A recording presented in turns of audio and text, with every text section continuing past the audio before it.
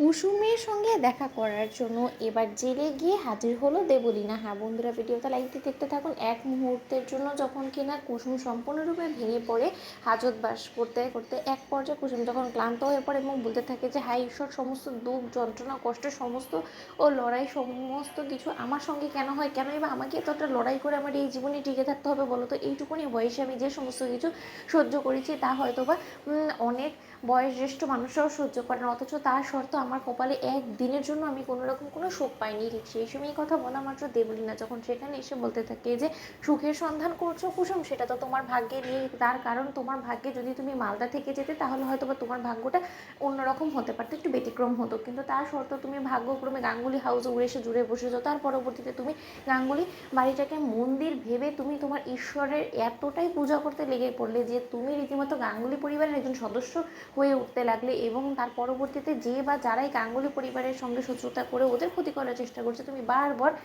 সেই পথে এসে বাধা হয়ে দাঁড়িয়েছো। এবার তুমি বলো তো যে তোমাকে সেই শত্রুরা কী করে ভুলে যেতে পারে, কী করে বা ছেড়ে দিতে পারে, কী করে বা তোমাকে সুখের মুখ দেখতে দিতে পারে বলো তো। আর যাই হোক না কেন, সেই সমস্ত লোকেদের মাঝখানে তো আমিও একজন অন্যতম, তাই না? তুমি নিশ্চয়ই ভাবছো যে এই দেবলীন এখানে কী করছে। ঠিক সেই সময় কুসুম যখন বলতে পারে যে আপনি মজা নেওয়ার জন্য এখানে এসেছেন, তাই না দেবলীন? আপনি আমাকে একটা কথা বলুন তো, কেন জানি না আমার মনে হচ্ছে যে সেই সময় হসপিটালে চাদর মুড়ি দিয়ে হয়তো বা সেই মুহূর্তে আপনি উপস্থিত ছিলেন, তাই তো? ঠিক সেই সময় দেবলীনা হাসতে থাকে এবং বলতে থাকে যে বাবা, তুমি তো সত্যিই খুব ইন্টেলিজেন্ট, তুমি পড়াশোনা কম করলে কি, কিন্তু তোমার মাথা আমাদের সমস্ত লোকেদের থেকেও দ্বিগুণ চলে, জানো তো। হ্যাঁ, এটা সত্য কথা যে আমি হলো গিয়ে সেই ব্যক্তি যে কিনা সেই মুহূর্তে যখন তুমি কিনা তৃষাকে খুন করেছিল তখন সে হাজির ছিল।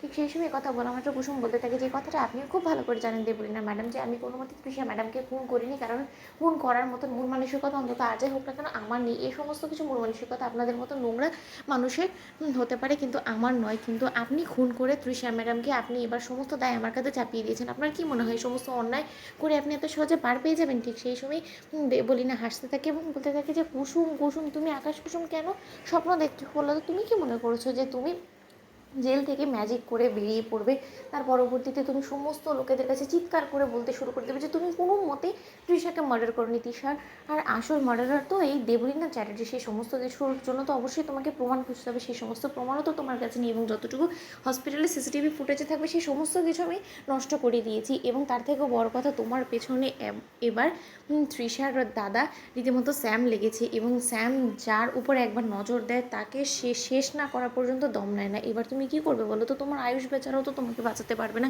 এবং অন্যদিকে তোমার শাশুড়ি মা, যিনি কিনা এখনো পর্যন্ত জানেই না যে তুমি গাঙ্গুলি বাড়ির বউ, সেও তো তোমার বিরুদ্ধে চলে গেছে। এবার তুমি কি করবে? তো বন্ধুরা, লাইক কমেন্ট শেয়ার করে সাবস্ক্রাইব করতে ভুলো না।